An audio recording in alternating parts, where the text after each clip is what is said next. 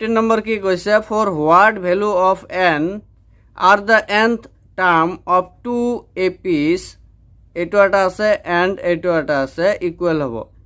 তাৰমানে এনৰ কোনটো ভেলুৰ কাৰণে, এনৰ কোনটো ভেলুত কোনটো টাৰ্মছত গৈ কি হ'ব, AP দুটাৰ ভেলু যিটো আছে ইকুৱেল হ'ব। এইটো চোৱা 15 নম্বৰ, তো এইটো ফাৰ্ষ্ট AP, এইটো সেকেন্ড AP, এইটো দিয়া আছে। তো ফার্স্ট এপি কি কি দিয়া আছে, 63 আছে, 65 আছে, 67 আছে, হয়েছে।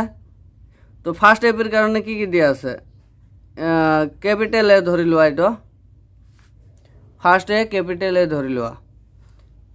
তো এইটো এ ইজিক্যাল টু কি আছে, 63 আছে, আৰু এন ইজিক্যাল টু, তো এইটো nth টার্ম কৈছে নহয়, তো এইটো মানে এন এ হ'ব, nth টার্ম কৈছে। তো নাজানো কিমান, বহুত টার্ম আছে হয় না, তো এইটো এন এ মানি লোৱা। আৰু ডি টো কেনেকুৱা হ'ব চোৱা, ইয়াত A2 পৰা A1 টো বাদ দিয়া, তো এইটো 65 মাইনাছ 63, এইটোৰ পৰা এইটো বাদ দিয়া। তো 65 পৰা 63 গ'লে কিমান হ'ব, 2 হ'ব। তো ডি ইজিক্যাল টু কিমান, 2।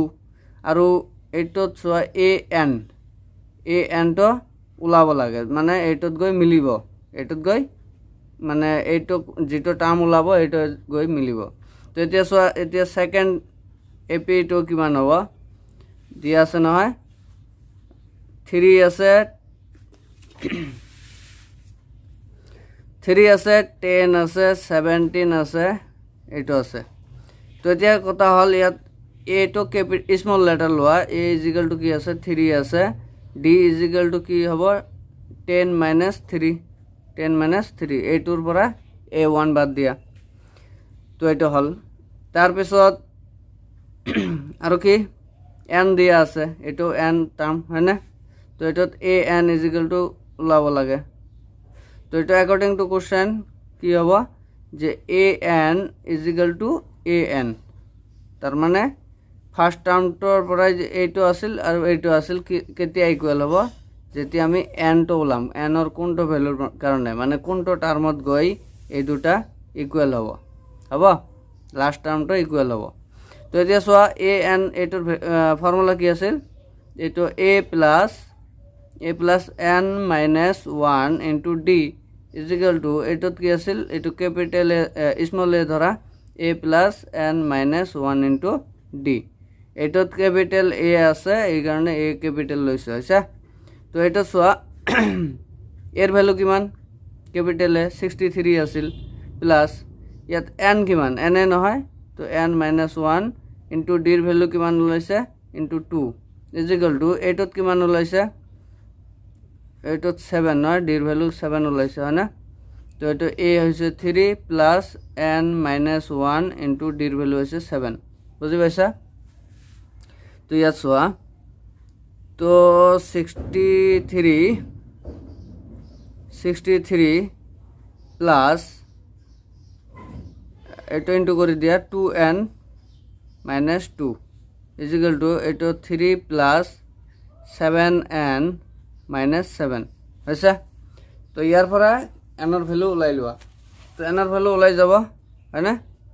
তো এইটো 2n আছে ইয়াত, প্লাছ এই 7n এইফালে লৈ আহা, তো মাইনাছত হ'ব, মাইনাছৰ 7n ইজিক্যাল টু, এইফালে কি কি আছে, 3 আছে আৰু মাইনাছৰ 7 আছে, এইফালৰ পৰা লৈ আহা, তো মাইনাছ 63 হ'ব, আৰু 2টো কি হ'ব, ইয়াত প্লাছ হৈ যাব, বুজি পাইছা। এই নাম্বাৰ এইটো এইফালে লৈ আহিছোঁ, হৈছে। এইটো আৰু এইটোতো আগতে আছে এইফালে।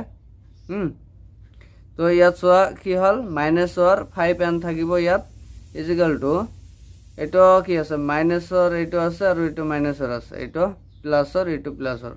তো 5টো প্লাছৰ, তো এইটো 5 প্লাছৰ কিমান 5, মাইনাছৰ কিমান 63 আৰু 7 70 হ'ল, আচ্ছা।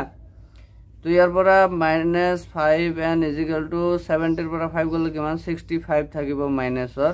তো মাইনাছ মাইনাছ কেঞ্চেল, তো ইয়াৰ পৰা এনৰ ভেলু ওলাব লাগে, তো এন ইজিক্যাল টু কি হ'ব, 65/5।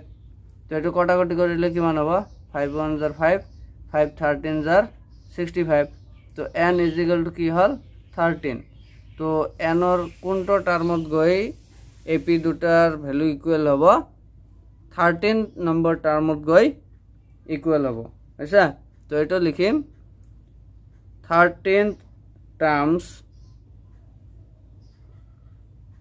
of both APs are equal